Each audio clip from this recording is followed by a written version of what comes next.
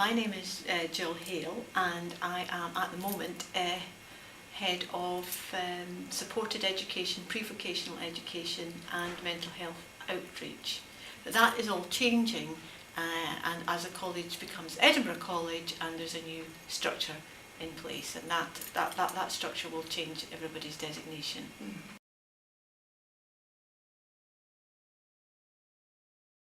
I had been seconded to Scotland's Colleges, which is now College Development Network, and for the Profound and Complex Need project, and as part of that project we'd put on a number of assistive technology courses, and in the course of doing that was heavily involved with Jisc and Bowman College. So I knew that this project was coming up, and then last June the project put on a big resources day, and we had staff from all over the country from colleges came to that event, and staff from what was then Stevenson College came along, were very impressed, saw the possibilities of the DART project and made an application while we were still Stevenson College.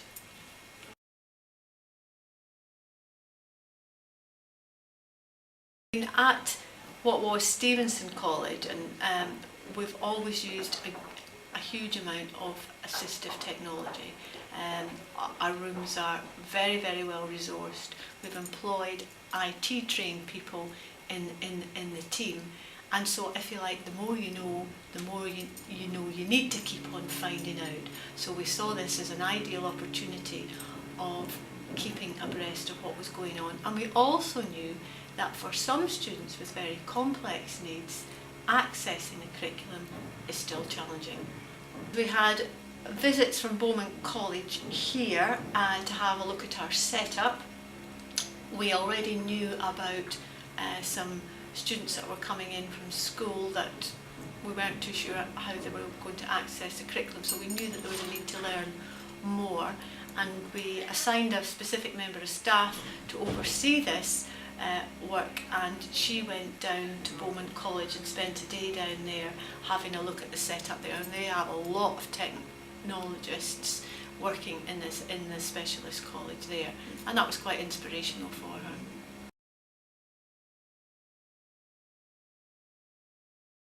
The DART team have come up and worked with us and the students, and by then we had a new batch of school students coming in and had already identified some young people who we knew that we needed to get the technology right for them, and actually that was actually very good. There was one particular young man who the school were just trying out for the first time eye gaze. I mean, when I first contacted the school in the autumn term, that was a possibility, and by the time he joined us, he had eye gaze, very expensive, not being used too much.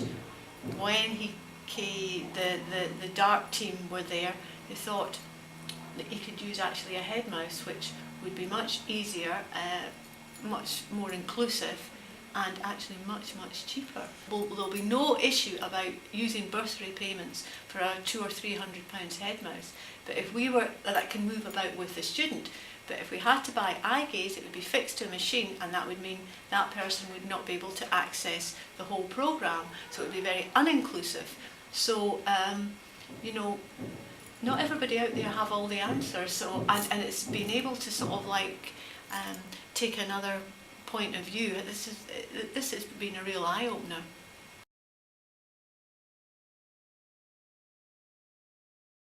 We've looked at what we wanted particular training in, and we went for a literacy system, which was Grid 2, which I think is quite similar to the Clicker 6. So we went for 1.5 days training on that, and we were going to use, we've bought it with some money we had in our budget, so for a site license. Now, with all software, you're only really going to get the benefit from it the more you use it, and it's really up to staff, support staff as well as teaching staff, to use it and become confident in it. It's true with any supportive technology, and I think that is also a problem with training. When you do generic training, unless you're going to use the software, you've got it there, but you've got to use it to understand it and to see where the benefits are going to be. So the staff are very keen to use this grid for the students who are, I suppose, furthest removed from normal or more common literacy communication. We've put in a bid for an assistive technologist, fingers crossed. However, it's a time of great change in Edinburgh College, and all the positions are changing. But we've approached a head of centre and the IT support staff to support this. And so I am hopeful that when technician jobs are advertised, that one would be an assistive technologist, because to me that's the way forward. Teaching staff cannot do this alone, they just can't. And I think you've got to really involve classroom assistants, but very importantly involve a technologist. And I think it would be a really, really interesting position, and it needn't be a specialist that takes this on, because it's something that you would learn, because it's low tech as well as high tech. But I think there's a market for colleges to make money from this by showing other organisations and schools short, simple solutions that are either software or assistive technology with some hardware that would benefit a lot of people. Employers as well, that especially a bit of software like Text Help Read and Write Gold, which most people know about, but they don't use all the capabilities of it, and but it would be very beneficial in the workplace.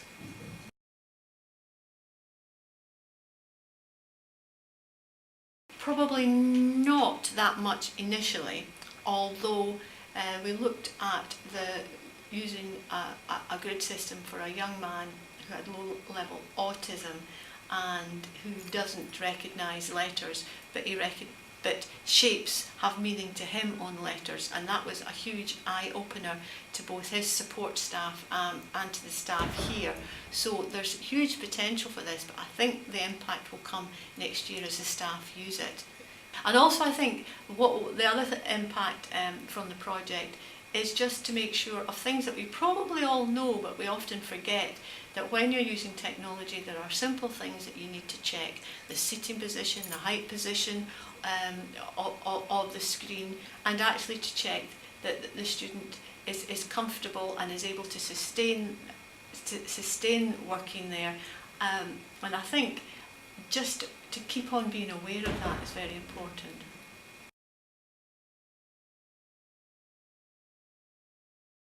The department that we have here is very well set up. We have large classrooms, we have smart boards, we have at least 10 or 11 machines in every room. We have our own desktop with icons on it. We have a great deal of enabling technologies anyway, as far as keyboards and mice or access equipment is concerned. But things are changing all the time, and it's keeping up to date, and we always want to keep up to date with that. So, but we've got to sell it to the rest of the college as well. Let's get this assistive technologist. If we can get that, they can set training up that's bespoke to each department.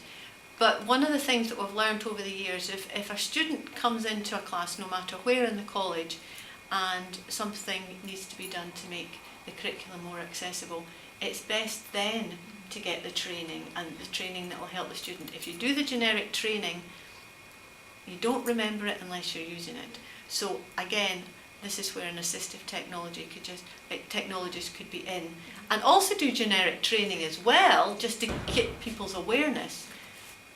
So yes, I think it would be a great asset for what is the biggest college in Scotland. Young people coming from school, not always all the solutions are there, and maybe another eye helps with that, and that makes you think about all the questions you need to ask yourself as to how will this be the best experience for this learner in this college environment. And I think the DART project has very much helped with that, because after all, it's all about getting the best for the learner.